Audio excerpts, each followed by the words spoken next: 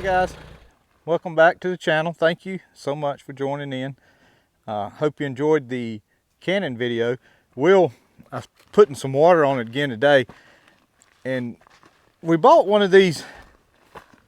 I bought one of these sprinklers. The one that goes like this, that one right there, it wastes so much water on a small section. So I got one of them sprinkles that just goes straight up in the air and comes back down, and it'll do that right there. And how long did you water that? A few hours. Like 2 hours? That sprinkler there would have never got that much water in there in 2 hours. So it saves water, and I mean, it soaked it. I mean, you can look at it and tell it's just absolutely soaked it in 2 hours. So that's good. Hopefully, my hope is to get another pulling. So what we ended up doing on when we snapped those beans, we pulled the first four rolls that Saturday. Will pulled the other two, and we ended up with 86 quarts or something like that, 80 something. So 80 some quarts off of those 6 rolls of beans. I would love to get, I don't know if the second pulling will be as many. It had a lot of blooms on it, but I'd love to see another 70 or so. And I may, if I can get 70 more quarts off of it, I may not plant I was thinking about it, and I may do it anyway, just to show you guys. I was thinking about doing a what I call a fall crop of beans. Plant them maybe mid-July and start canning them, hopefully, you know, probably September or something like that. And I could, and the reason why I say I wasn't sure, because I just didn't want enough. I want to take the drawbar back off when I cultivate it. But I could probably cultivate that with the drawbar on, and yeah, it would hit it, but it wouldn't hurt it too bad. So we may do that. Here's our cucumbers, and we watered this a little bit last week, and I may set up that sprinkler system in this garden here on this corn in a couple more days. We may just set it up in here a little bit. But the cucumbers is looking pretty nice. I mean, it is dry. The squash is coming along. Of course, we got one done died right here. But I think I told you guys, I'm not a real big squash eater. We just like having a little bit. And Lino likes having a few cucumbers. But as you can tell, there's going to be more than just a few cucumbers. There's going to be tons of them.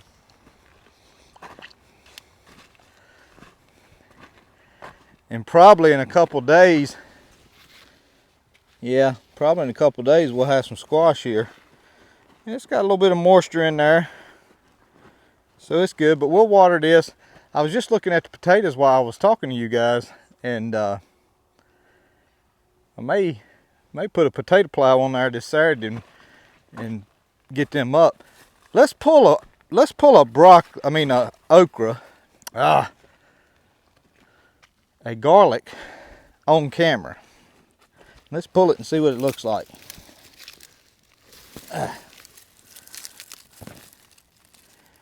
Well, I definitely feel the indentions of the, now that one's almost all the way dead. Those leaves are about gone. I picked that because these had still a little bit of green. I'm thinking I may pull these in the next couple days and let them dry out. But I can feel the 1, 2, I mean, I feel at least 3 indentions for sure. So we'll see him there. We'll get him in a little bit. But so we may go ahead and pull the garlic and do the potatoes at the same time and go ahead and knock them out. Will come along and top these for me. Oh, he missed that one. But it'd be all right. Smells good. Smells real good. All right, so on the video today, of course, you know, I'll title this video the basics, whatever it was I did for the other video. So going back to the basics on the corn, I had it in my mind that I thought I might use some more teeth again, but I think we're just going to go with little half shovels, and I'll show you the setup.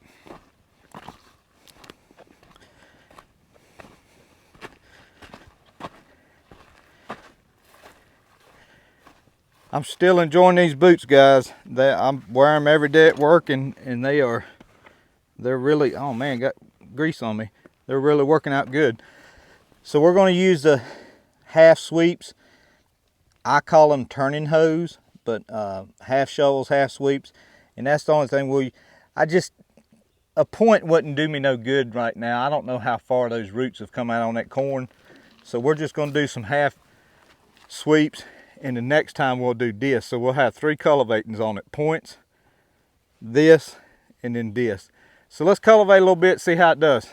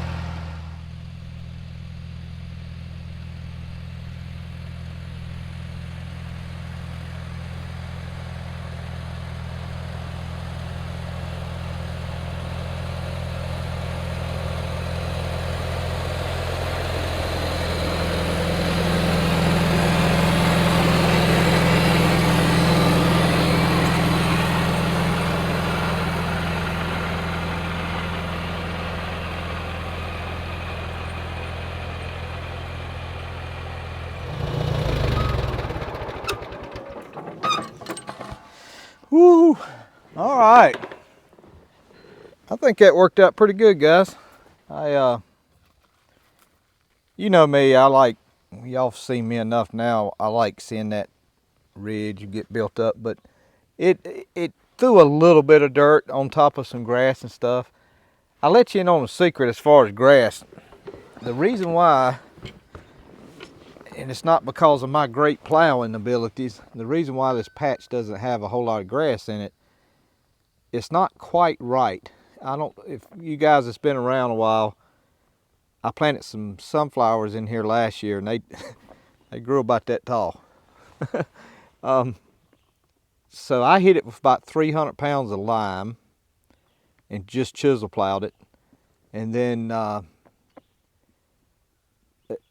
my neighbor who we planted the Hastings for with the corn for the deer patch back in the spring, which guys, that didn't do good at all.